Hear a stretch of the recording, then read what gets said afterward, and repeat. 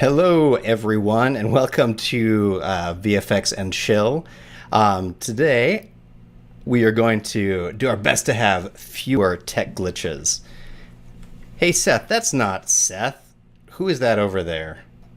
That is Michael. Thank you for updating those graphics. They look fantastic.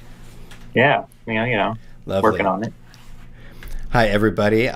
You probably know Michael from online if you have been to any place online where they discuss After Effects.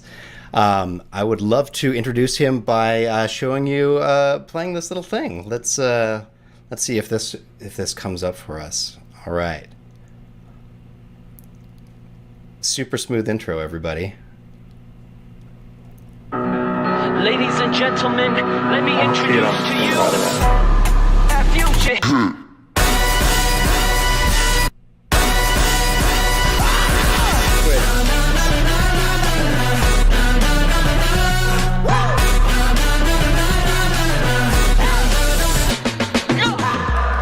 Y'all please hold the applause to the end of the ceremony. Let's go. Future hit. Are you ready? Do you believe in magic? Here it's automatic. La la la, ooh. Our future. Our future. Our future. Our future. That's wild. Yeah, Hashi, the stream has not started yet. It's not started, huh? No, so we can do the whole. It says on my end that we're live. Well, it still says waiting on Red Giant Waiting on Red Giant. on YouTube. Yeah, and the chatter there. Let's see. Hello. If you're out there, can you see us? Oh, there it goes. Yeah, we're good. Hey.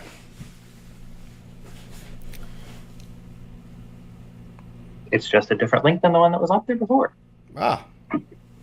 We like to do it professionally here, everybody. Yeah. Well, it sounds like we are up and running, so welcome to VFX and Chill. This is a show where we like to be inspired by visual effects in movies and TV shows and then try to recreate them as quickly as possible using the expertise that we have right here. So today, you may have noticed this is not Seth. This is Michael, also known as how do you say, is the TheGreatSzalam? Again, the TheGreatSzalam. It's The TheGreatSzalam. Well, it's like the first letter of my first name and then the first five of my last name put together. It's an old login, and someone was like, "Hey, the Zalam sounds like a magician, like the TheGreatSzalam." So it works. I like that. And also, I have. I'm excited for this episode because we get to test out. We got a lot of fun user feedback and comments and things like that. And so this time around, we're going to kind of try to dive into some of those. Michael, I don't remember if you happen to have that exciting list that we were going over the other day. Do you have an exciting list? Yes. Just on a different screen. On a different The screen. exciting list. Yes, welcome everybody. Hi. Someone asked for the Last Night in Soho trailer titles.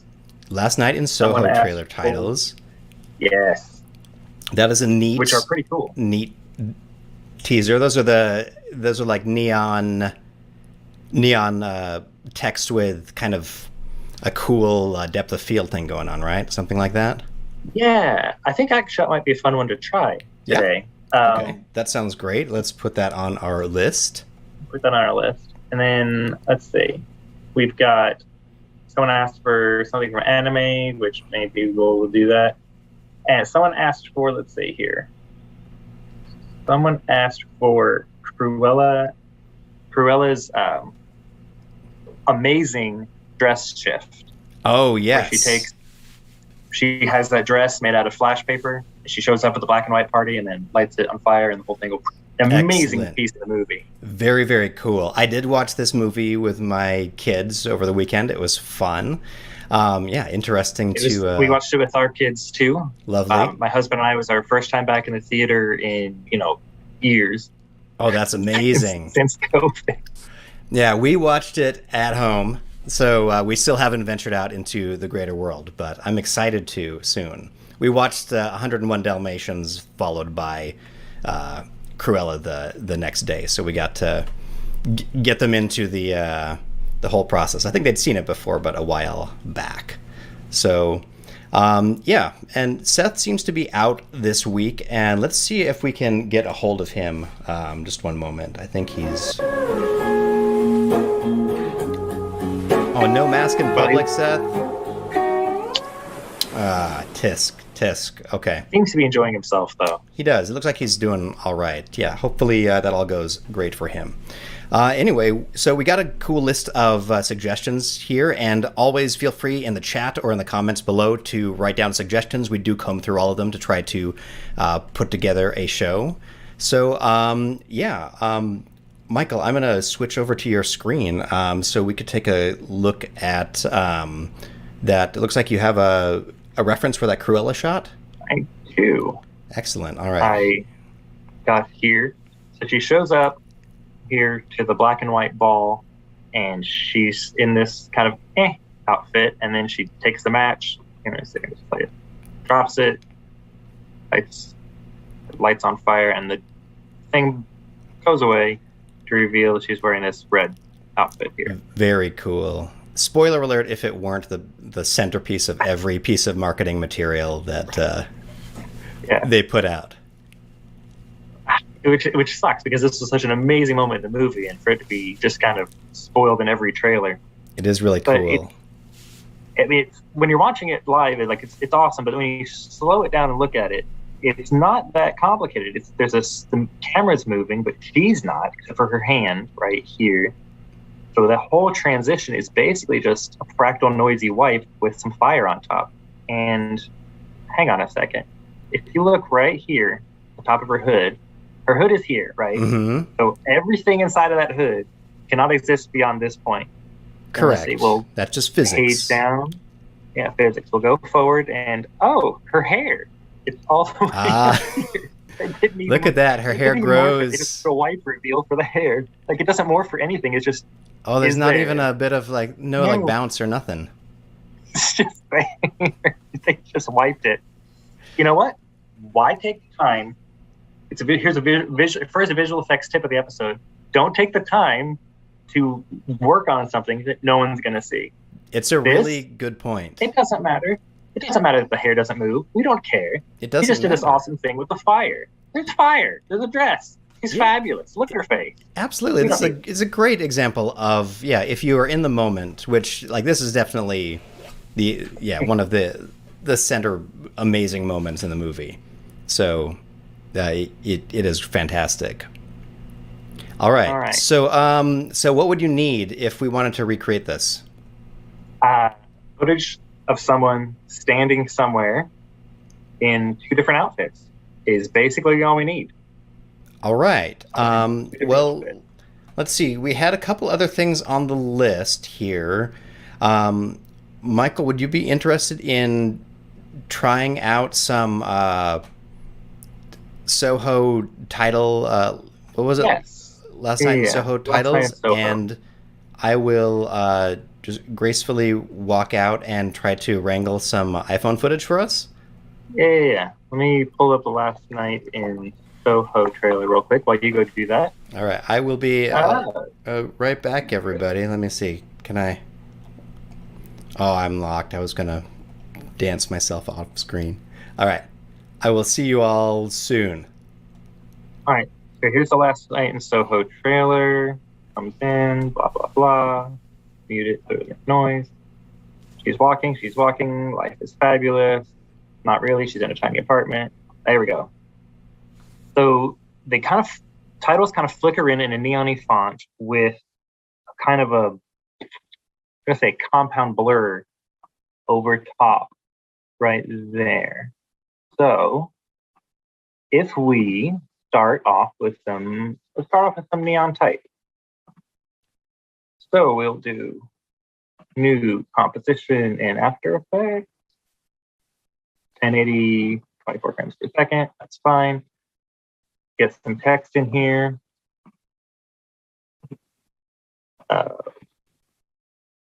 Last night. And let's go nice full resolution, why not? Or at least auto. Auto is a good way to go.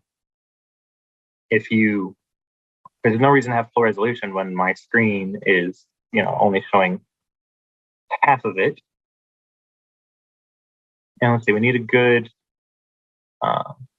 last night in Soho font. So let's see, let's make it bigger. Not 300. There we go.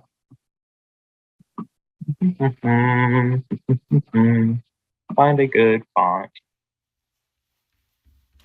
I have Stencily font. Stencil Creek. Not work. There we go. Even rounded and everything. So that'll actually look quite neon-y just by itself without me having to round it. I was all planning to show you how to round stuff with median, but I don't need to. Let's see. Let's do a nice red color on this font here. My screens are all over the place. I had to switch my computer to 1920 for the stream instead of the normal 4K it's on. So my little menu screens are every which way. And let's see here. Some optical glow would probably be a good way to get us. Oh, look, neon already. Let's boost this a little bit more, maybe 50 amount. Optical glow, size up. There we go. There's some nice neon. That might be too much.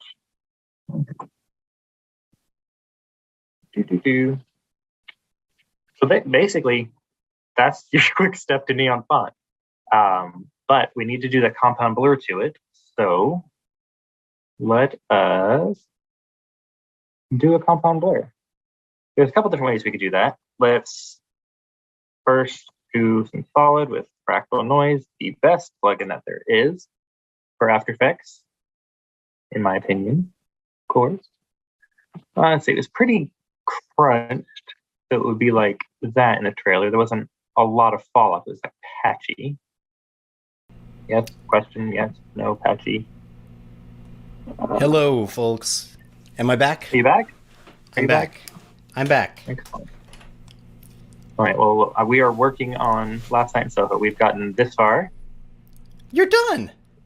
Look at that. Too much. I just need to do the compound blur part. Why do I show up for this show? I don't know. This is ridiculous. Okay, so it looks like you're making a compound blur map for us. Yeah. I am.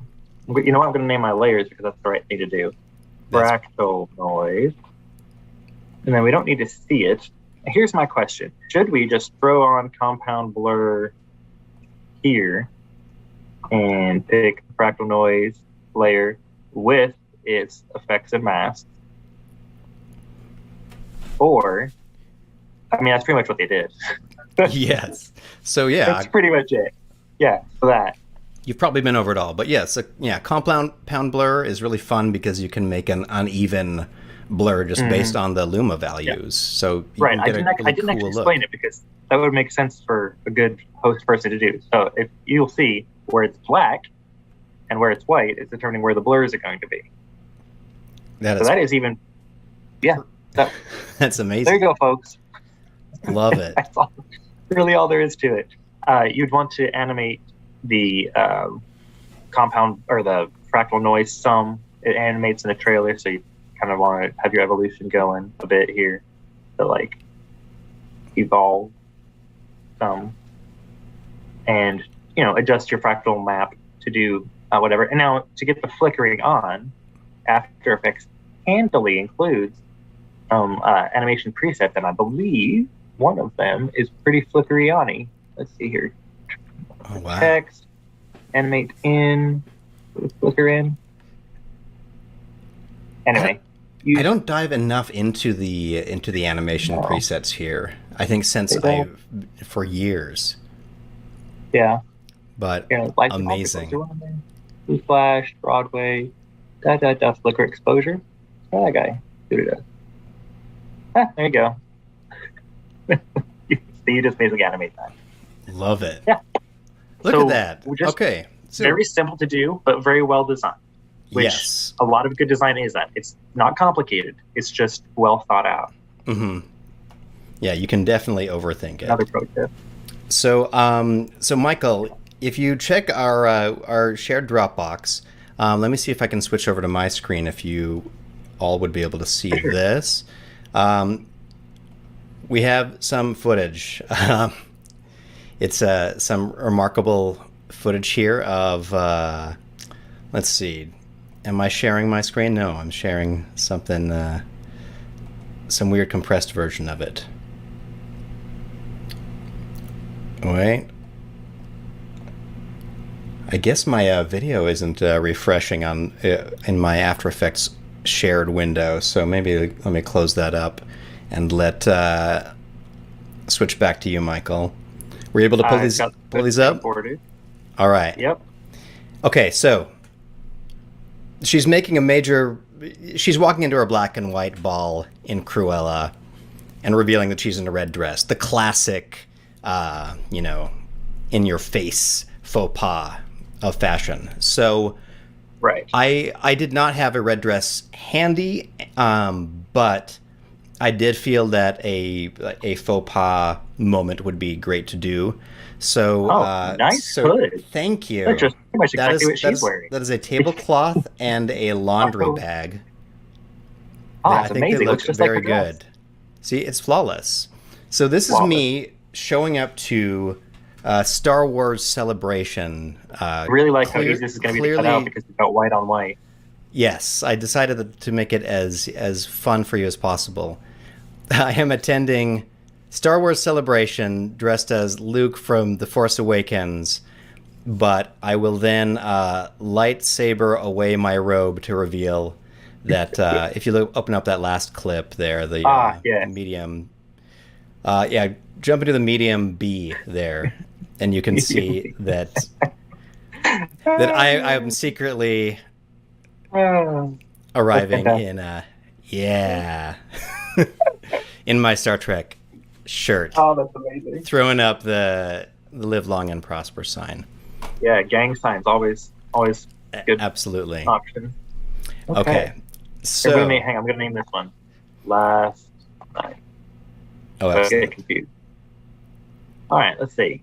In the trailer, a reference up here. Let's see. She blah blah blah blah blah. We start playing from the wide. We'll start on the wide side.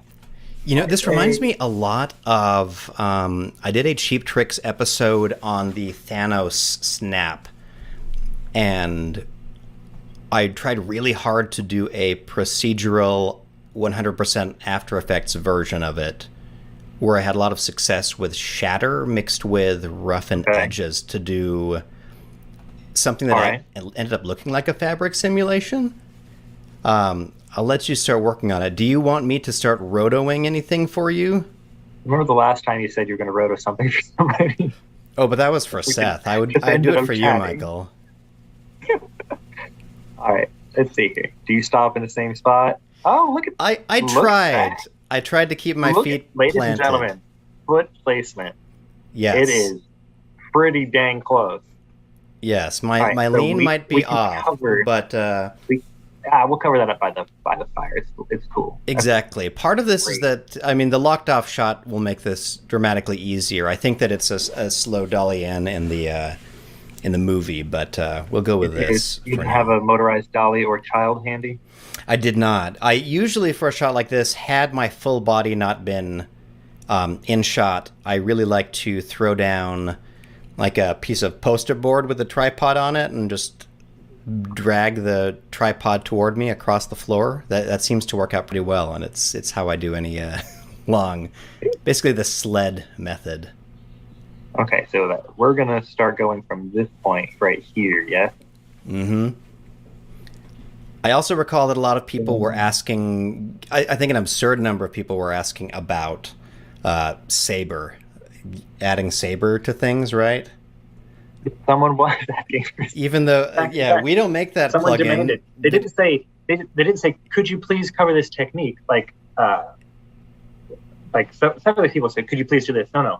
They says use saber effect. The whole entire YouTube comment. That's perfect. Use saber.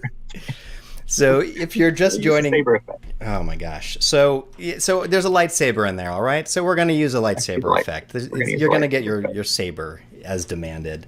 If you're just joining us, we are recreating an amazing moment from the Cruella movie, new on Disney Plus and in theaters if you're out there in the world. Speaking vaccinated like me. Vaccinated, get vaccinated, everybody. Speaking of people out there in the world, you may have noticed that Seth is not here today. Let's check in on how Seth is doing. He's enjoying a vacation. Maskless in public. Like mildly, I'm going to mildly disapprove of that, Seth. What are you applying it right there, Michael? Actually, what color do you want your lightsaber to be? Red for the red. Is there a Ecto preset for this? Anyway, I'm applying Universe Ecto because I'm a rebel and I'm not going to do what someone tells me to do. Oh, we're not using saber. We're not using Ecto. Saber. Yeah.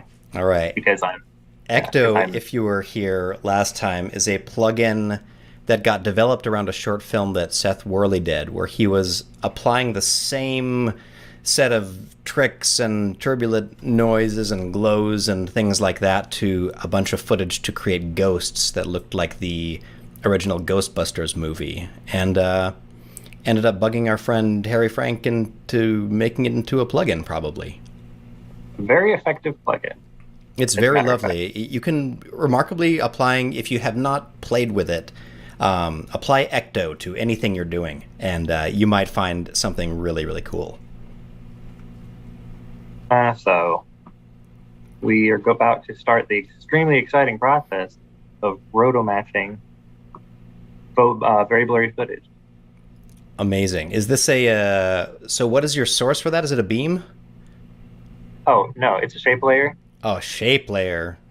You see, yeah, I'm personally too old for shape layers. They missed me, and I try. I know that they're infinite resolution, and I know they don't have the constraints of a solid, but I love my solids. Give me my solids.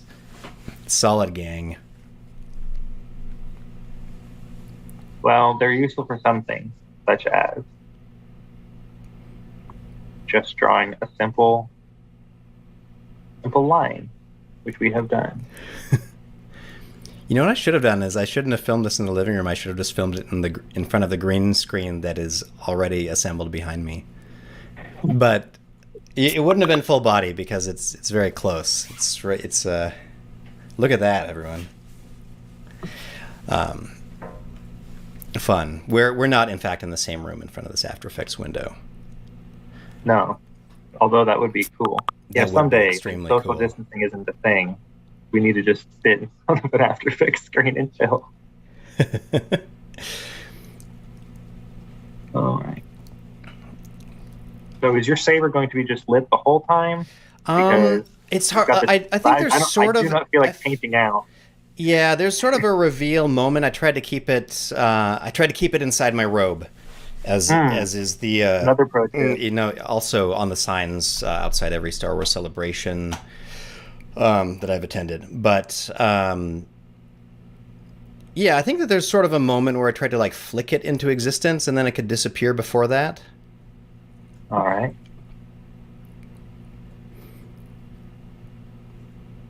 I mean, we might end up using Saber. It'd be very easy to copy and paste this onto a layer with Saber. But absolutely. And also, Old Man Stu Mashowitz is also aching for us to use Beam instead of this newfangled shape layer, math calculated.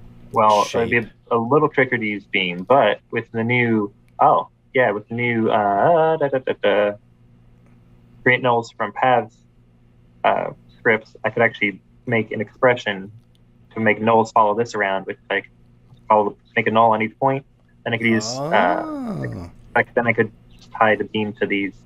No, anyway, is that just part of After Effects? The paths to nulls? Yeah, they added that a couple of things ago. So you can either have nulls follow points, or you can have points follow nulls. So I could animate this with putting nulls in the scene if I wanted to. It's ingenious.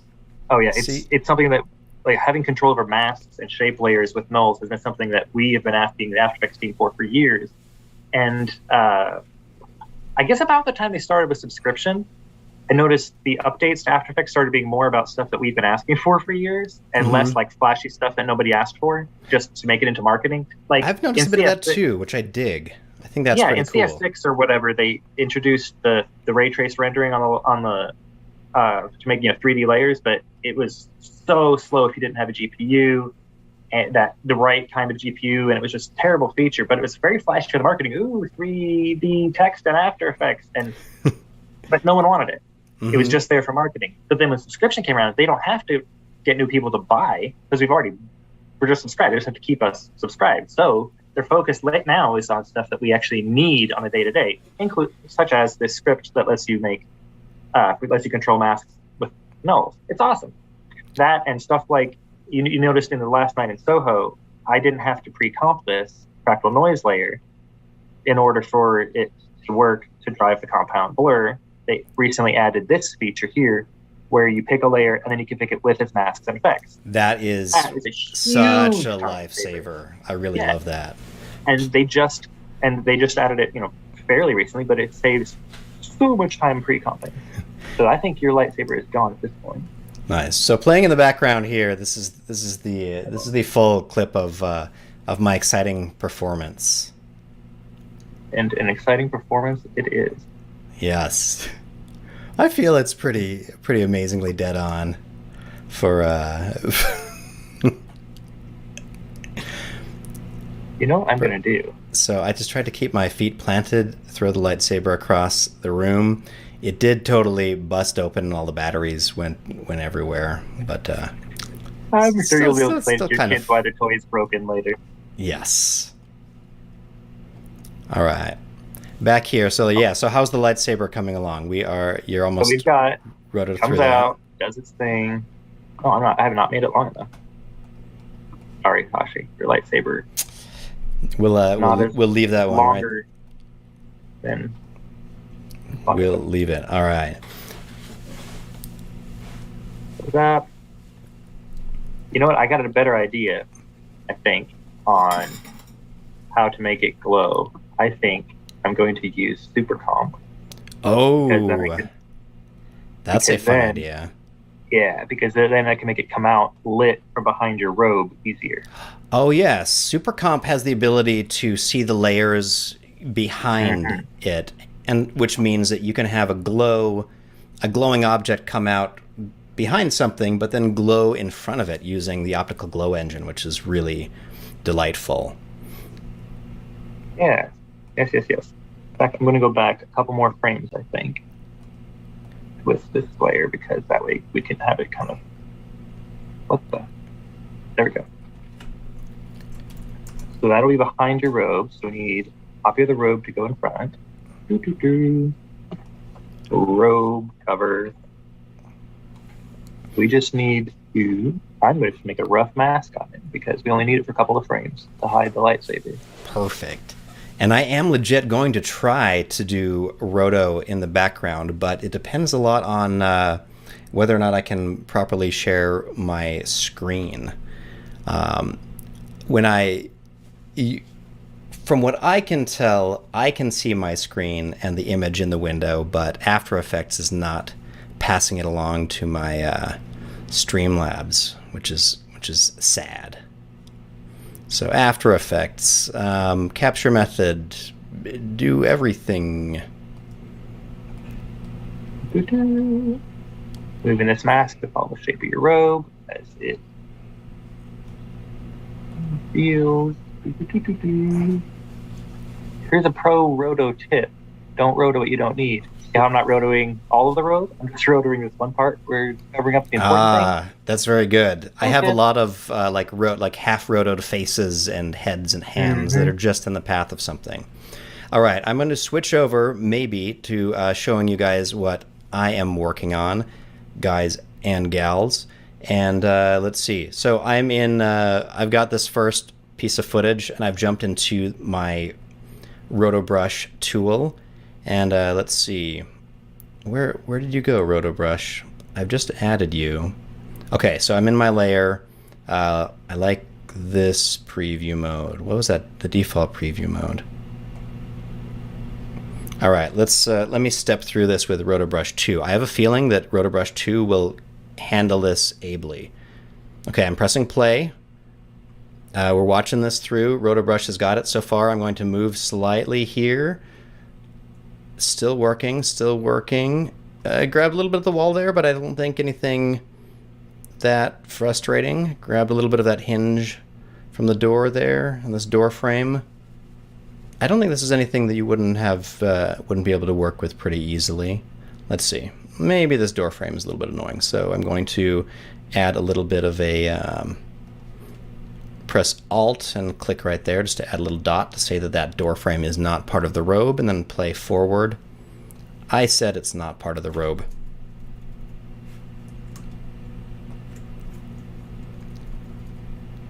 Michael, you let me know when I can switch back to you if you want to, if you're showing something. I'm just following the rest of your lightsaber. Excellent. Live roto and roto tracking, everybody. I mean, it's intense.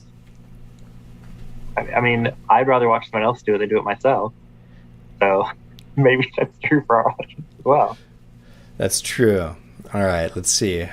How's everyone doing? All right, welcome everybody. We are, if you're just joining us, recreating an amazing reveal, transition, costume, fire effect from the latest Cruella movie. Cruella is the prequel and backstory to the story behind the legendary dog coat craving lunatic.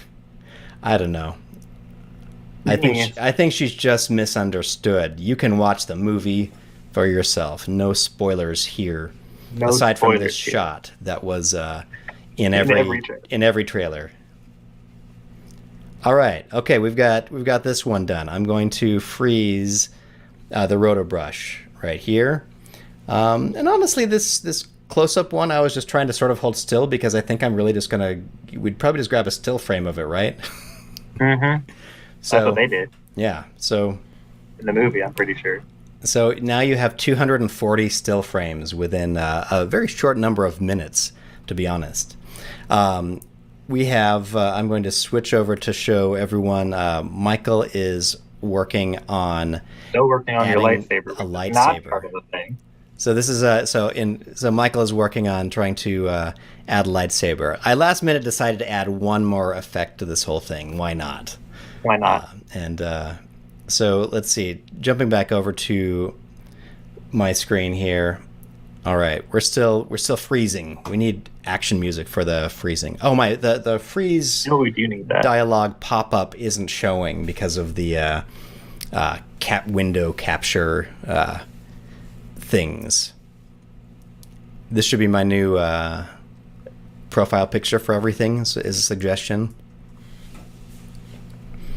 Amazing. Thank you all for joining for the Roto Show. Oh, I see Todd Vaziri down there. Todd is a huge fan of rotoing. Oh, yay, Todd. Hey, I'm going to restart my After Effects real quick because Supercomp window is not understanding that I changed resolutions for the stream.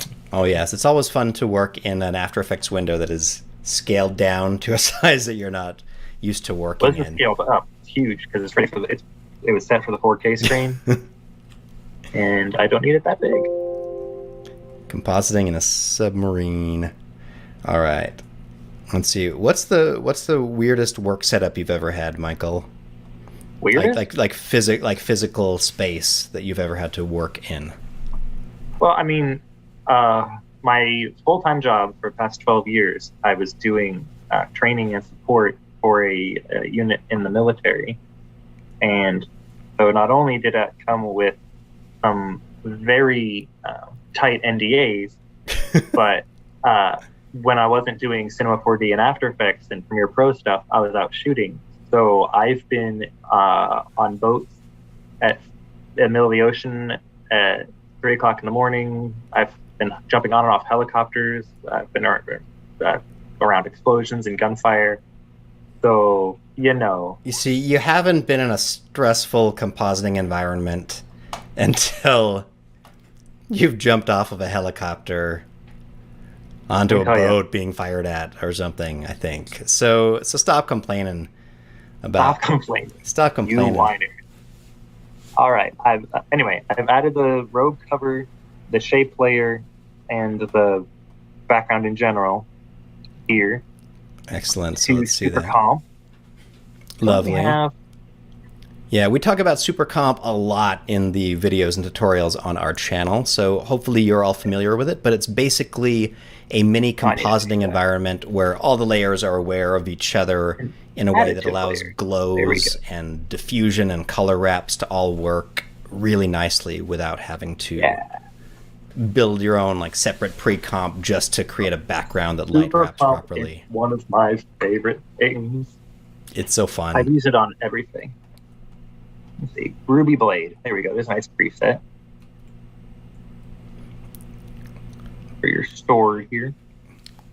Lovely. In the background here, I am rotoing myself from the medium shot now. All right.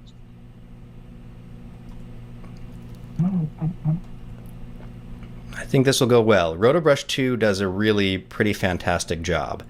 And there's another tool that I think I will show you all sometime, which is a very interesting... you've possibly seen it covered on Corridor Digital, but I'm forgetting the name of it right now. It's not greenscreen.com, but it's something... Oh, yeah, I know what you're talking about. As simple as that, but it is an AI-based tool. All right, let me see. I'm going to pump up the vibrance. I just realized I wasn't showing your screen, Michael. Oh, well, fine. Should we start this over again? Supercomp, I clicked on here, hit the plus, hit a preset, and there's a bunch of lovely presets over here, including I started with the Ruby Blade preset, and that's all I had to do. So look at that, it's done. It's a lightsaber. Oh, that's perfect. Oh, so here's before Supercomp. Here's after Supercomp. Look at that. Look at that glow. But watch when it goes underneath the robe here. Oh, I need to make that robe a bit bigger. Oh no, our glow was too big for our stomachs. Amazing. Too big. I saw. I just make the glow smaller. When we were talking about your seasoned After Effects jobs, we see DrapTab says, "I hear that's how Abrams breaks in all his new compositors." Good way to do it. It's a good way. I like one. Is the optical glow so large? Well, anyway, get the point. The lightsaber is behind. It is glowing around it, and then it glows more in front of it. The glow wraps nicely around the edge. Even though it's a terrible edge, probably need to work on that mask some.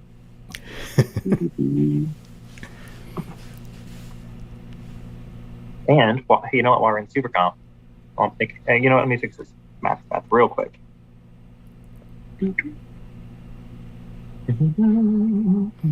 All right, I am actually rotoing shots for you on the other screen, so I'll be able to send these over to you. I think. Now we just got to see if Roto Brush 2 will get my Vulcan gang sign or not. Oh, it's nailing it. I wish we could switch back to your screen. Oh, wow. Check this out, everyone. We've got Roto Brush doing its thing here and doing its best to capture... Let's see, I'm going to try to get rid of a little bit of this underarm stuff there, and then I'll play. It's moving forward. Look at that. It's got... Totally nails my fingers going up there. I'm going to add in a little bit of a teeny hole right there. And let's keep on playing forward. There's a little bit of gray behind my head there. But this is quick. This is going to be all right. This is a good look for me. I don't know why I bother wearing anything else. Seriously. You could just go with that forever. So, so not perfect, but I am going to just be composited basically right back onto this scene. So yeah, look at this. So Roto Brush 2 is phenomenal work. I'm a huge fan of Roto Brush 2. When Roto Brush 2 came out and I tried it, I was like, oh, tagline for this should be actually work. Actually works. Because when Roto Brush first came out, they were like, it's going to do all this cool stuff. And we're like, yay. And then it didn't do any of it. Yeah, it kind of did. Like, you could do it. You just had to do it on every frame. Very exact right kind of shot and it would work. Mm-hmm. But yeah. All right. So the only confusion it's having is with kind of my arm down here. I don't even know how long the shot's going to go. Look at me stare. It's amazing. All right. So I'm going to freeze this as soon as we get to the end. Sometimes when the Roto Brush feels like it's going really well, I just press freeze before I even watch it preview itself all the way out. I like to live dangerously. Ooh. So switching back to you, Michael. Let's see. Okay. So I am currently animating so in Supercomp, you can animate any property, even though it doesn't show anything on the timeline panel yet, by clicking this little animate me button. And I should point out, the two effects I've got on this sword right now are layer glow, which is the optical glow effect inside Supercomp, just on the layer itself. It doesn't wrap around other layers. It just glows on its own layer. And then optical glow, which is the regular optical glow, but it wraps around other layers. I'm doing that because it's behind this thing. So I want it to have a nice haze, but that haze I want to be occluded by the edge of your robe here. But then I also want, when the glow is out, I want it to then wrap around like a real optical glow would. So it's got the haze and it's got the glow, which you can't get with just one glow effect. So layer glow and optical glow work together to make it come out. Excellent. So I'm hearing that the audio is laggy. Is that on both of our ends? If you hear that, Michael, can you say a test sentence? I'm saying a test sentence right now. I am testing my sentences.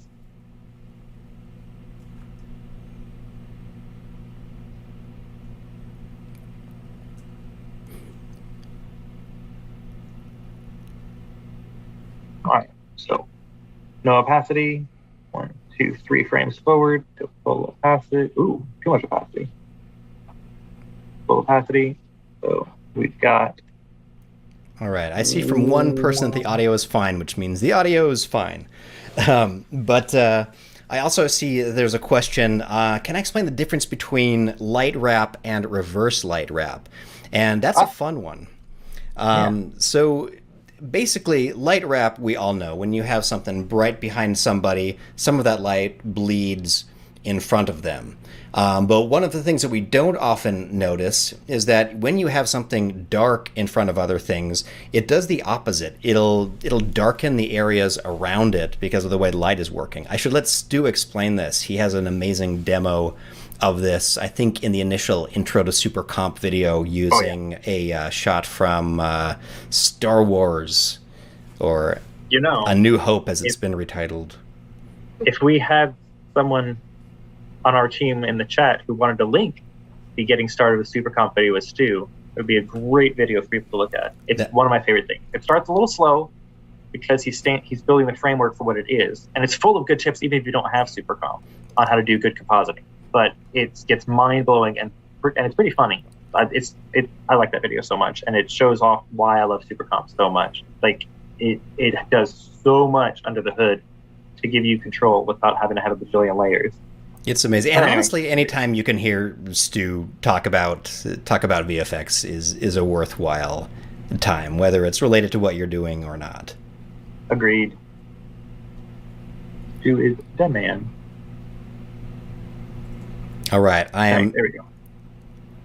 I was able Always to good to have lightsabers in front of bright backgrounds as well.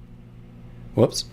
All right, I was able to finish rotoing the second character from the medium shot B, which is where I think a lot of is where you need more roto than in the wides, actually.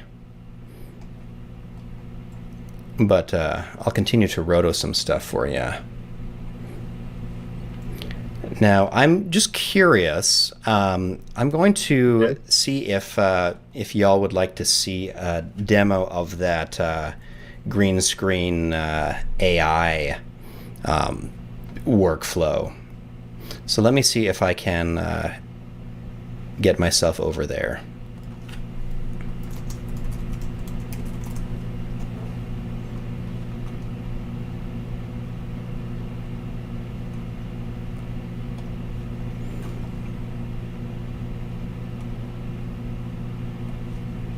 All right, so what is this? So Runway ML is where I'm headed. I'm gonna log in and all right, great. I'm gonna try to share some of my screen here for a minute, if this works. All right, I'm going to show a very teeny version of this interface.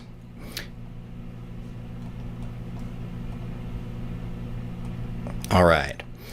So, Michael, you let me know when I should switch back so you can show me something. All right, so I am on Runway ML. And what that does is it allows you to...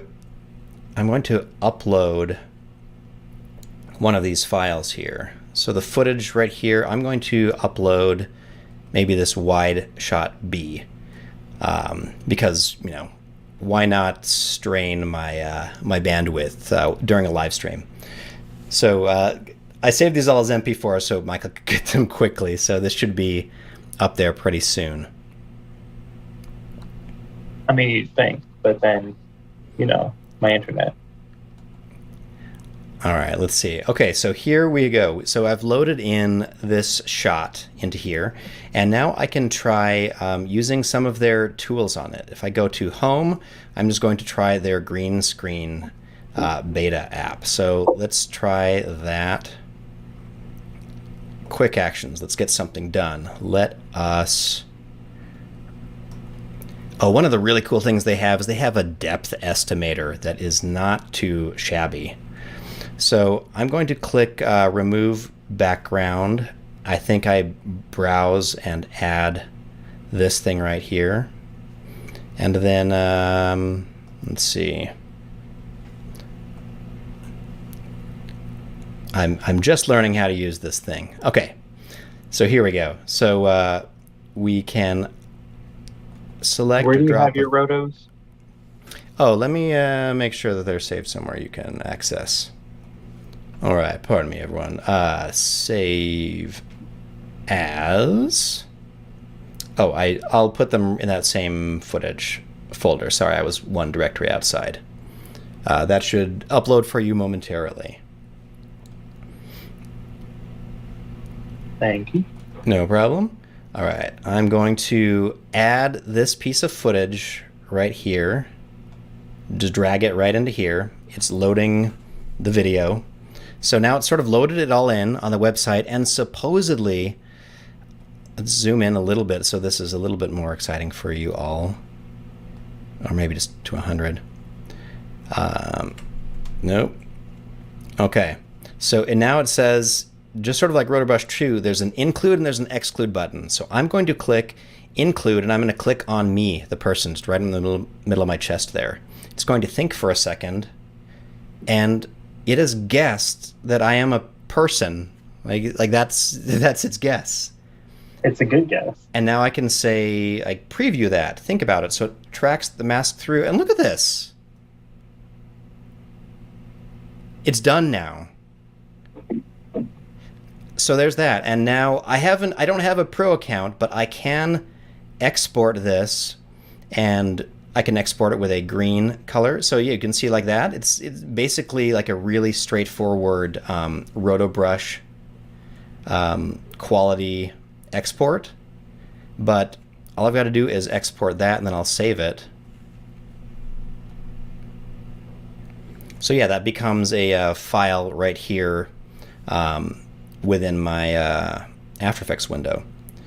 And I've been using this to try out some other things. For example, I uploaded this cool video of my daughter hitting this cool wall of foam blocks and said, "Can you estimate depth from that?" And it gave me this, which was pretty cool. So look at that. That is an AI-generated depth mat. And it's got some temporal issues. There's a lot of flickering, but I actually found out that dragging this into After Effects and applying a series of like temporally smoothed auto contrast and things like that, you could get a pretty decent result for this. So it's something we should definitely jump into and explore one of these times. So Michael, you were able to get into the that rotoed bit. I did. Oh, just swapping in some footage. There we go. Yeah, I'm swapping in with the with these ProRes versions, because I find ProRes works much better in AE than MP4s. Yeah, MP4s can get very confused about what frame they are on. Yeah. Well, the reason for that, I mean, there's a good reason for that. So the way MP4 compression works is that it fakes you out. It's a lot of fakey frames. So it'll set a keyframe, which will be a full frame's worth of information. But then it uses motion vectors to estimate what's in between frames. So say frame 1 is a real frame. Then there could be 30 plus frames of just guessing. So it has a keyframe and a keyframe, and then it just guesses and tries to take information, depending on how much movement there is from the other frames, to kind of like build these fakey frames in between. Well, After Effects works with full frame pixel data on every frame. Every frame, every pixel is there. So After Effects has to decompress and build a frame for every frame, which doesn't happen in Premiere Pro. Premiere Pro just plays back the video stream, because it's an editor, just so it needs fast playback, just cut, play. After Effects is a compositor, so you need every pixel to be there. So After Effects has to decompress, build the frame, and then present it to you, the user. It's way too much effort. So grab something like DUME from the guys who make Duic, or even use Adobe Media Encoder and make a ProRes. It works on Windows now. You can do ProRes natively on Windows, and make ProRes is my preferred codec for intermediate stuff. It's has all the data on every frame all the time, so After Effects doesn't have to do any work to just provide me the thing. That sounds perfect for it. Yeah, it's way easier. There's the roto. Ta-da! There's the roto for that one. It's wide. Did you roto this one? No, not yet. Not yet. So let me see. I don't know if I should use. How about with the time remaining? The shot starts wide and then it cuts in to the medium. Yes, I was going to suggest that with the time we have remaining, that we should just try to do this medium shot. Yeah. Yeah. Let's go for it. Then. All right, so medium A. We will pull that out. I'm going to duplicate it. Medium A. Yeah, that's wide A. I need medium A. Lovely. Duplicate it because I don't want to mess with your roto work. Let's bring it out here, and we'll call it close shot. Excellent. So what is your strategy? Your strategy is a fractal transition of some sort? Transition of some sort, yes. That is my plan. Excellent. So let's get the regular footage back behind you. Regular footage, and view, because we need the background from something. You know what? I'm going to use the background from... Oh yeah, you know what? I probably have a still of the actual background because I ran out of frame at the end of it there, but I think I clipped it off when I sent it to you. So let me see if I can get you a background plate. Always shoot a background plate, folks. Always shoot a background plate. We have extra tall Hashi here. Ha! I didn't shoot a background plate. I forgot I okay. used the selfie cam for it. It's okay. We will just use this one later on. Actually, you got roto of that too, so we'll grab the roto of that. Let's see. I do at one point walk kind of far back in frame, so maybe I can. Oh, stop! I keep on watching. Here, I'm going to cobble a background matte for you and then send it over. We may not need it. May not need it? All right. But in case we do, it would be helpful to have. Now the thing is, we want to fractal away the robe and not the Hashi. Okay. So how are we going to do that? I'm thinking. I feel like we could just grab a still of it, like right there, cut out my face, try to basically make a hood overlay. Because then we need to cut to this face. So basically, we need to put this face underneath. Yeah, exactly. Face. So I think that if we turned that robe into a still, then you can just just mask out a little bit of the head. We're just gonna try to get your. How are you taller in one shot than the other? I vary in height throughout the day. It runs on my father's side of the family. Hey, you know what? Her hair was taller in the second shot too, so it's fine. That's true. My face can just shift on up.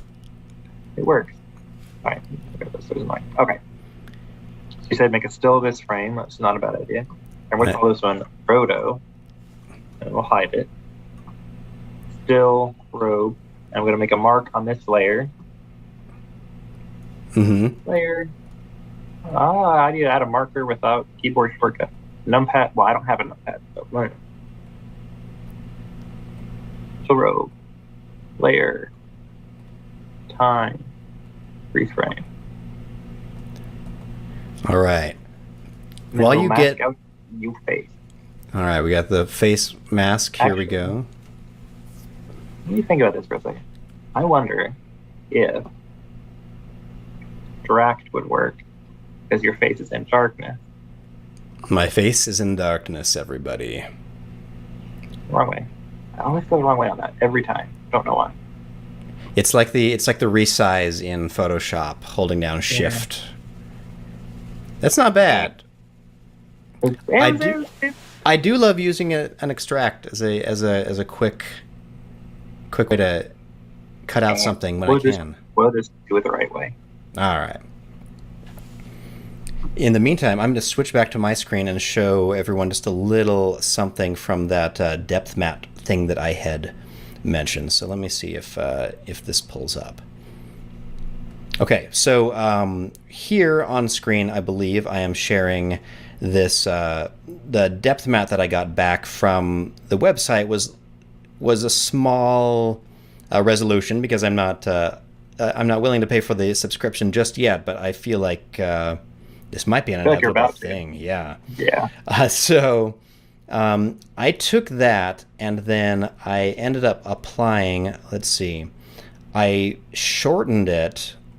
I sped it up actually to I think for maybe 5 times the speed, and then I brought it into another comp where let's see, where is my here, where I use time warp, which we learned about a few episodes ago, which is basically trying to do an optical flow between all of these every 5th frame or something like that, which makes it so the flicker between them is much less.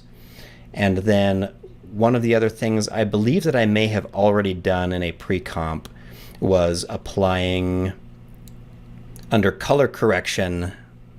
It looks like my menus don't show up. I forgot. So auto contrast right here.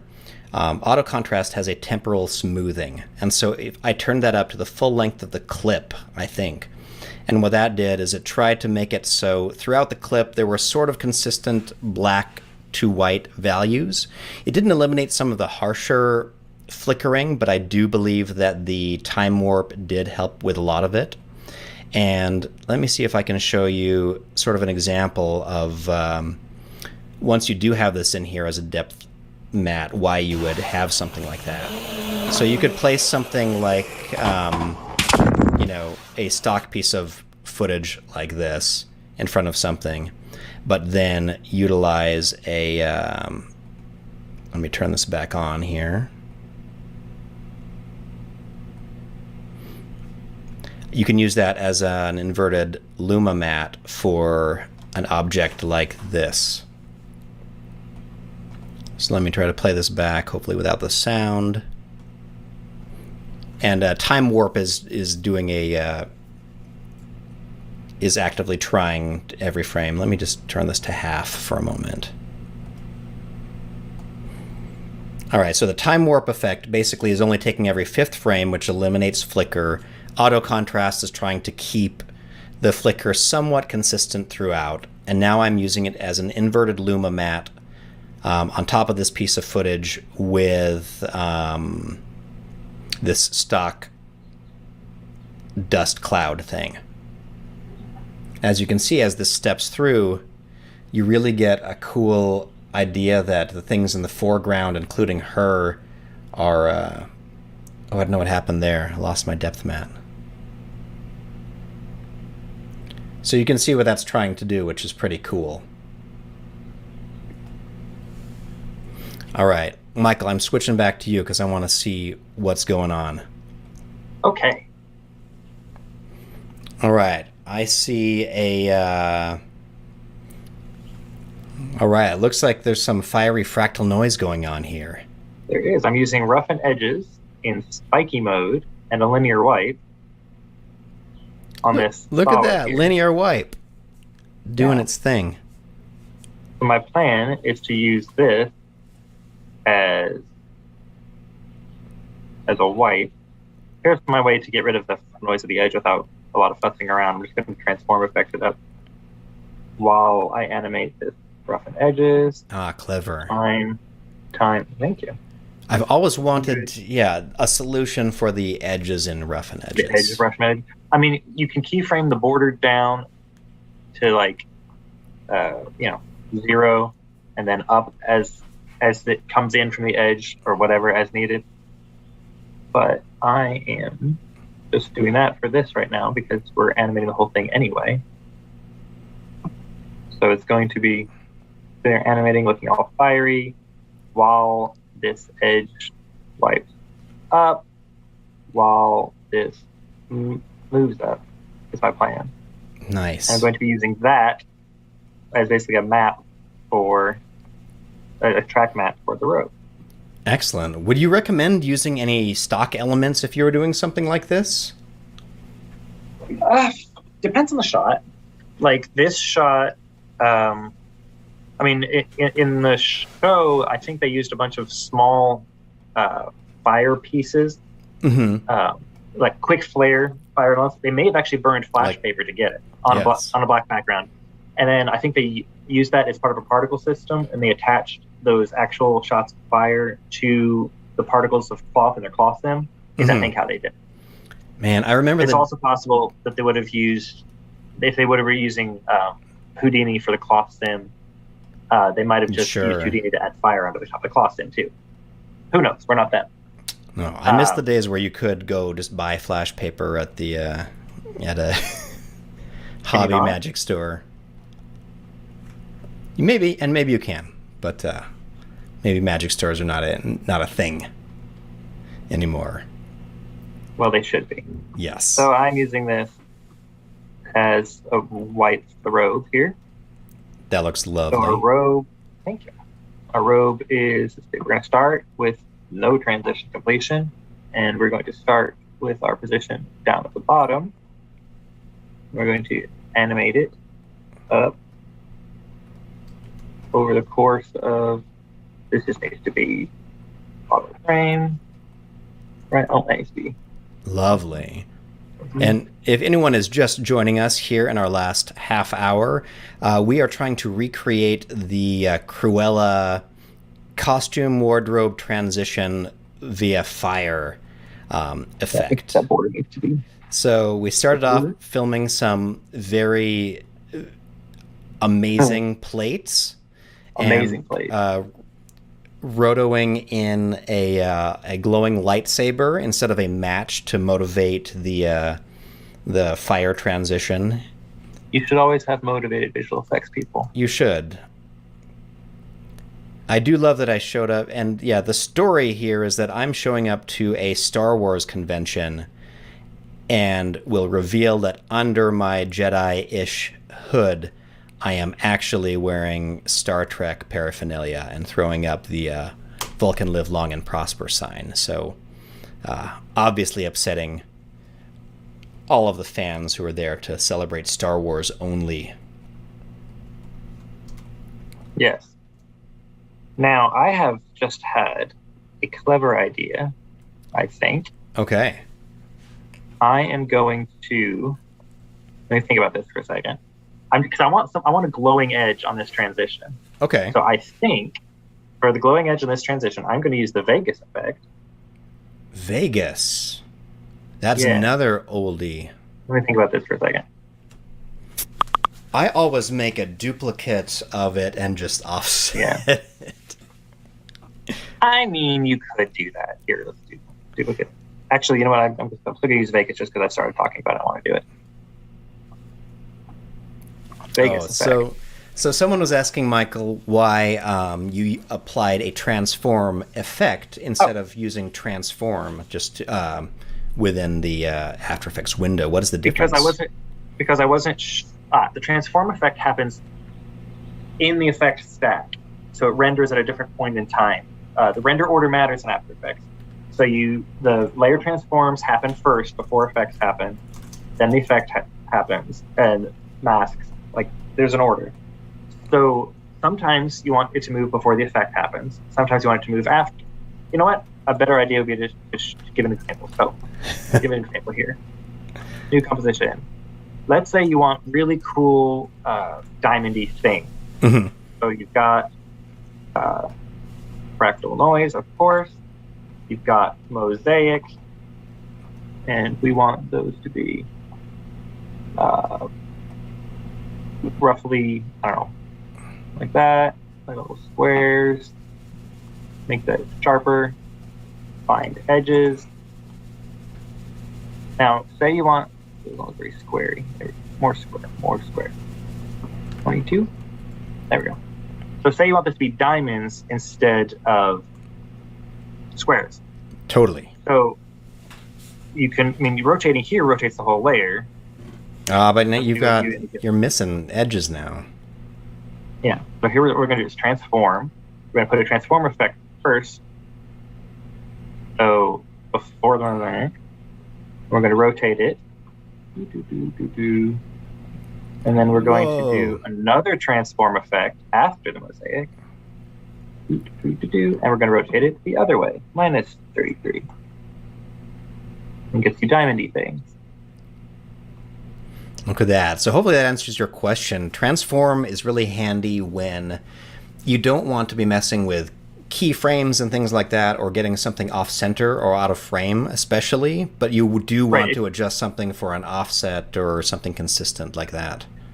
It gives you a bajillion times to use the position, scale, rotation. It gives you other things like skew and stuff that you can use out inside of your effect stack, as here. And here, let's invert this and do what I almost always do and add optical glow. Look at that. And we'll colorize it a lovely. Ooh. Yeah. Neato bonito. Anyway, amazing. That's that. I'm going to save that comp as diamond in the fractal.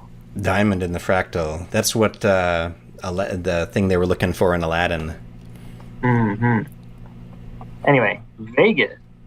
Vegas. Okay, so Vegas will add. You're using Vegas to add a glowing edge to the shape. Yeah, that's my thought. So let me hide that, hide that, hide that. So Vegas is a very useful effect because it adds lines onto image contours or masks. So it's like a stroke based on the image, or you can based on a mask. The input layer varies, but we're using the same layer. The channel we want is alpha. Now it starts off. Ooh, look at that. Terrible. And we want to, because what it's doing, you can't really see because of fractal noise, but it's got 32 different segments. We just want the one segment probably. And you know what? We can do multiple segments. It's fine. Multiple segments is fine. That's looking good. I like that glowy outline. I got 2 Vegases. I need 1 Vegas. We only need 1 Vegas. Stop trying, Branson. I only applied it when I got distracted by the other thing. And then, let's see, set match to be the robe layer. After effect. There we go. Now we'll set it to 3. All right. Oh, wow. Look what's happening there. Yeah. Well, let's make this more fiery orange color. And, well, let's make this thicker. Let's see it better. Let's go redder.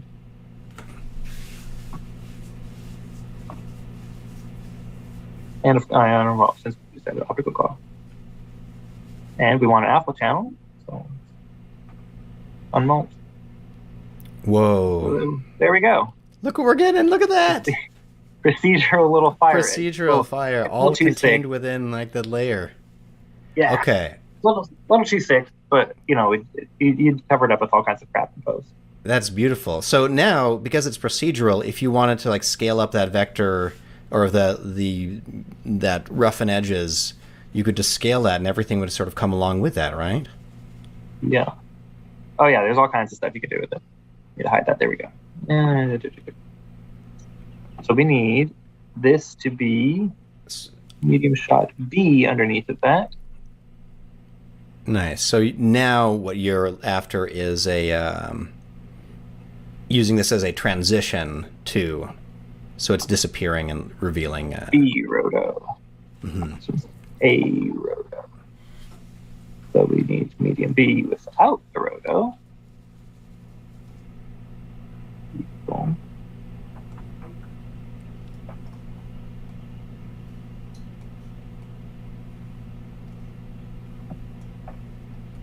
Did I move that down? I did. That needs to be 540. Oh yeah, that's right, because we moved down. Do you have the clean plate handy anywhere? I was working on that, wasn't I? Where'd I put it? Is this it? Is this it? Where'd it go?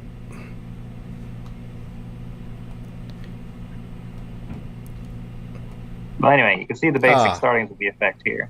Yes. Look at that. That looks great. Okay. I'm enjoying this.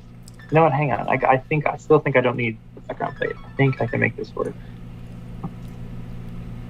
Yeah. I am gonna want the background plate. I know it. I'm just gonna need it. So I'm just gonna need it. Sad but true. All right. Okay. The suggested video swimmer means that we are at the 15-minute mark. We got 15 more minutes to do some exciting things. Here, let's do that shatter. So we've got the cloth burning, but now we need to make it shattering away. You know what? I have an idea for that. If you don't mind, let me see if I can. Let me see if I can pull that up. All right. Go for it. Okay. Do I have an After Effects window? Yeah. Okay. So if I have After Effects, so this obviously is not going to be married with Michael's shot right now. So, but I do have some of the similar elements. I have that rotoed robe we have, and my shot right here, and yes, lovely. So, I I remember when we were doing the Infinity War kind of effect, I really liked using the shatter effect to basically demolish something. So the way Shatter works is it loads in and it shows this wireframe preview, which is actually really handy. I'm going to move my shattering force down to the bottom of frame like this, and I'm going to keyframe its radius to be small at the beginning, like that. So let's see, I'll move that keyframe over here, and then over time, maybe over about this many seconds, 4 seconds, the radius will grow to have shattered my whole robe like that. Now the default shape in the shatter effect are these bricks. And up here, if I switch the view to rendered view, you can see what's happening, which is very exciting. Paka paka paka bow. So let's see, and in real time, that. So interesting. I mean, it's a very janky old 2D style effect, but what I like about it is I could actually switch this pattern to something like glass, which is basically you're always going to use glass or make your own custom pattern, but the glass pattern is much more organic looking like this. It gives you these cool shapes.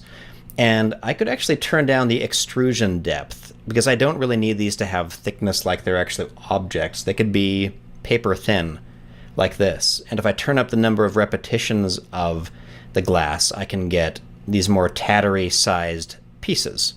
So let me play this through, and you can see that now you get a cool, you know, a true simulation of all the pieces of this going away. Now, because these are embers, one of the cool things I could do is I could go to the physics and adjust the gravity to be a negative value. So let's try, or actually no, I guess it's not negative, but what you do is you tell the gravity direction to be negative 180 instead of positive 180. And then I think what will happen is they will fall off the top of screen. Yes? No? Oh, not direction, inclination. I'm getting my terms all messed up here. Okay, so gravity. There we go. I'm going to turn it to negative 90. And I'm going to turn it down a little bit. And now let me play this through and see what happens. So now I think I will get, there we go, things that kind of peel up and sort of drift away like that, which is kind of cool. So once you have this, I'm aware this looks really ridiculous still. And I'm going to turn down the strength of my shatter force down to like 1.7 there. And now I play this through and you can sort of see the motion is kind of a cool reveal like that. And maybe I'll turn up the strength a little bit, and maybe I'll tell the mass variance to be higher. That'll mean that some will move fast and some will move slower. Oh, that was too much. Mass variance is very finicky. Okay, so we've got that working, yeah? And the next thing that I like to do is on top of this shatter, I'll apply a Roughen Edges effect. I'm using Video Copilot's FX console to pull that up. And so we got 10 minutes left, right? So I'm going to use the spiky border just like Michael was on the shatter effect. And you can see that as I dial up the border, what'll happen is all of those pieces get kind of forced into little, let me solo this for a second. It starts eroding away the edges. I'll turn up the sharpness a bit, and I'll maybe turn the scale down so you're getting kind of a tattery effect. So if I keyframe that from 0 at the beginning of this effect, and by the end of the effect I turn up the border, that will erode away some of these. And I think if I have the scale right, something like this. Let's watch what this looks like. So just looking at this one element, you get the pieces sort of moving away, but that roughen edges is making them look less like really polygonal shapes and turning them into slightly more organic things. And in fact, I could maybe offset the turbulence for the roughen edges where its center is, to kind of start in the center there, and then as the effect moves on, I'll grab the Y and have it drift up. So it's possible that some of the fractal noise pattern will be moving up with those things. And then if you combine all this with another fractal plugin, Distort Turbulent Displace right here, I'm going to do, basically, I'll find the end here. I'm going to make the size of my Turbulent Displace really big. You can sort of see how much of the image is affected, and you kind of want a big billowy shape like that.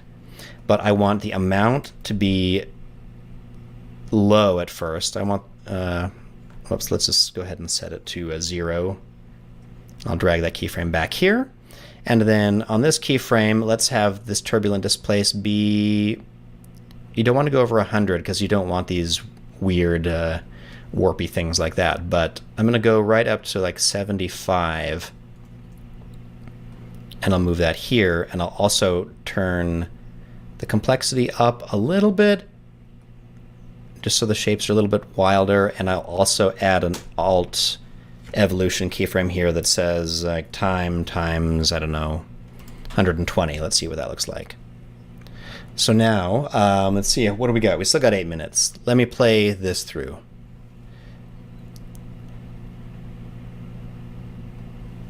So interesting, not a completely photoreal thing, but something that does feel a little bit more like cloth getting displaced. I didn't realize how silly it would look to have the robe beginning to displace early on before we got to the end here, so I'm going to keyframe up the Turbulent Displace later. I'm going to F9, turn these all into soft keyframes, and turn the amount of the displacement up later.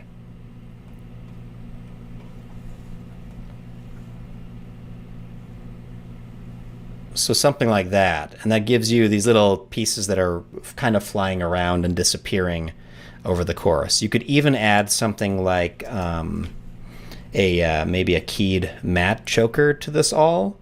I'll just do a simple choker. Why not? Simple choker, and I'll put that before the roughen edges. I'll have the matte not choked at all at the beginning, setting a keyframe for 0, and then toward the end here, I'll dial that up until they basically disappear. So maybe around here.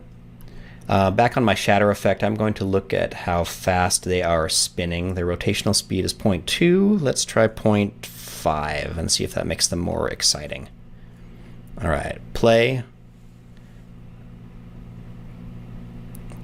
And that gives you a few little like shatters of cloth that kind of move away. And then on top of that all, you could even do something like add some tint. So over the course of time, I'm just going to grab there we go.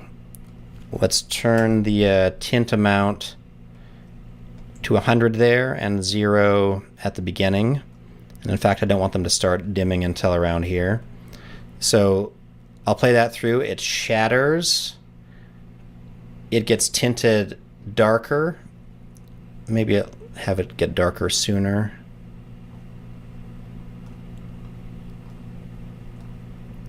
There we go. That's really dark. Let me sample a dark value from my hair and a slightly browner thing from my skin here. All right, and then Michael, you used Vegas, right, to get some cool glowing edges. I wonder if let's see. Use Vegas to get glowing edges. All right, so image contours. Alpha. Let's see, image contours, the alpha, input layer, yourself with your. Oh, can you? All right, not the source. I want the effects and masks. Do I need to pre-comp this? What? If I'm using the image contours in Vegas, should I pre-comp my shatter effect You may need to. Let's see, effects and masks. Does that? Oh, no. I just needed to have the input layer say none. So I selected it itself, but input layer is none, effects and masks. Right. Input layer none means it's going to take it after the effects stack. If you say an input layer, it will look at a layer. Good point. And so I'm going to switch it from the intensity to the alpha, so it's truly the edges there. And then, right here, look at that. I had completely thrown out Vegas from the bag of tricks, so I am happy that you have brought it back into our lives, Michael. I'm a big fan of Vegas. Not the city. I mean, no offense, but... We're going to isolate that audio if we could do that, engineers there. All right. No, Vegas has some great restaurants. All right. And, of course, NAB show. NAB show. That is worth it there. Okay, so I'm going to say the width, I'll keyframe that maybe over time. So let's keyframe the width of that burning edge down to 0 or whatever the lowest it is. And let's play back this little preview of this bit.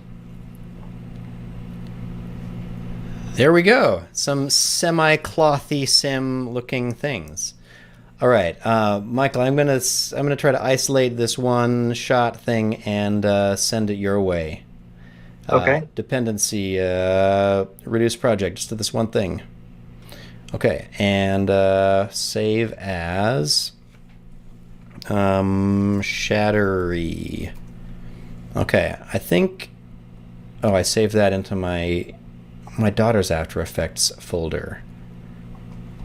Not to where you can see it. Let's see. Footage. Shattery. Okay, so that'll appear for you in a little bit. And then I'd love to switch back over to see what you are up to here. So yes. Let's go back over to Michael's screen. I know that interface. Yes. I am working on doing some cloudy bits. No, I'm working on doing, let me hide this one. I've got like the ashy pieces of the cloth that's coming up sweet. And fiery. So I'm just working on seeing if I can make this be a bit more like little fiery ember kind of things. Oh, that's a great idea. So you have a primary system that are some probably cloudlet particles or smokelet particles. Yeah. They look like little ash or ember. And size of our light basically going down, by the way. There we go. And then from that, you're using them as for the emitter type here. They're emitting from the parents. Oh, look at that! Sparks emitting from them. So it's not just layering up a bunch of stock footage so it hopefully works. These are literally procedural sparks that will fall off of the actual bits. Oh, that's really cool. Yeah. It's working. It's working. This is so wonderful. We're very close on time here, but we will finish up our composite, putting all of these elements together to share with you all on social. You're all welcome to stick around. I'll keep the stream going because I want to see where Michael ends up with this. I'm just thinking right now. Thinking. And Harry Frank, if you didn't hear it, a shout out to thank you for all your amazing tutorials. Yes, we love Harry Frank's tutorials. There we go. Look at those. Yeah. Holy carp. So I should say, let me hide that for a second. Our primary system is using the new and updated wind system. The fast physics section has this thing called drift, which is just like the old wind system used to be, which sucked compared to how good this new wind system is. So it's actually more physically based and more organic, and it pushes it up, and you can use things like air turbulence, and it actually moves the actual position of the particles. The old fast, which now in the fast physics section, if you need that old behavior, would kind of like more like a displacer in After Effects, where we just kind of move the position of the particle, but as soon as you took the force away, it would snap back to its position because it was just the force was pushing it. But in this case, it pushes it. It just kind of pushes it and lets it go. These particles are actually moving. So they're actually out there. You could key it down afterward, and they won't come back for some reason. You key the effect, the air turbulence down, So they'll just kind of like whoop, and then they'll just keep floating in the direction they were pushed by the force. Oh, but that's the force lovely. pushing them instead of a displacement. It's hard to explain. It's better. But it just Particular keeps getting better and better and better. And like, look at these. Yeah, that is remarkable looking. So then you'd probably want to add something after to give it a bit more something, like perhaps. Oh, I don't know. What do you think? Amazing. So, yeah. Vector blur, maybe? Yeah, vector blur always organics up some stuff. So, yeah, just to generally, I know we'll wind down since we're at time here, but we started today doing some titles from, why am I forgetting the name now? What were the titles from, Michael? Cruella. Last Night in Soho. Yes. New Edgar Wright joint. And I love Edgar Wright stuff. So we were using, Michael found an appropriate font and added some beautiful neon looking glow and created a custom compound blur for that. Very straightforward, but a phenomenal result for having very few pieces that go into it. And then after that, we are doing a shot recreation from Cruella, using some live action plates shot on iPhone, and we are Dropbox both working together to try to get through both rotowing figures out of these and also figuring out ways to use fractal noise or roughen edges as a way to make a linear wipe much more exciting. And then combining that with some particles in After Effects. Look at these particles. That is phenomenal. That'll add that gravy to this shot. Especially with some optical glow in Supercomp. Absolutely. All right, everybody. Speaking of optical glow in Supercomp, yes. The 3D motion show is next week, where artists will show you cool workflows in Cinema 4D and some Red Giant stuff. I believe Harry Frank and I will both be on there for a brief bit, showing off some new things that Red Giant's been working on, and I will be breaking down a scene that I used optical glow everywhere on. It's pretty cool. Excellent. So tune in next Wednesday on the Max on VFX YouTube channel. That sounds wonderful. All right. Thank you, everyone, so much for joining us. This was a lot of fun. Stay tuned. We'll post our result both under this video as a link and also anywhere you can see us on social. So appreciate it. Really had a lot of fun with you joining me today, Michael. Thank you so much. Your knowledge is invaluable. And just so everybody knows, Michael is always present for the shows, just invisible in the background. So whenever we suddenly say something that was brilliant because we recognized or remembered a long lost effect, Michael is whispering in our ear through all that. So much appreciation for all you do, Michael. And if you want to find me on the internet, I am on Twitter and Instagram as TheGreatSzalam. My Twitter is mostly me sharing stuff about After Effects and Cinema 4D. So if you want little tips on that stuff that you're not getting from the Red Giant channel, you come find me. Absolutely. And also, the last before we go, we are going to throw I'll throw a link into the. Can I throw a link into the chat? For our VFX and Chill mug. If you would like to join us for coffee with a VFX and Chill mug, we have an exciting one available right now. Check it out. Look, there you are. So you could enjoy this right now. Join us for coffee every Friday morning at 10. Thank you so much, and we will see you all next week when, in theory, Seth will return if he has survived the beach and not been eaten by a shark. Take care, everybody.